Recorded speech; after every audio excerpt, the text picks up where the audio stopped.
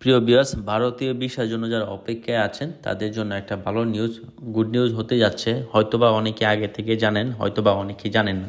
তো যারা জানেন না তাদের জন্য এটা বিগ নিউজ, বা তাদের জন্য এটা নতুন আপডেট। যদিও এই আপডেটটা আমার আগে দেওয়া উচিত ছিল, বাট কাজের ব্যস্ততার কারণে দিতে পারিনি, তো এখন দিতে যাচ্ছি।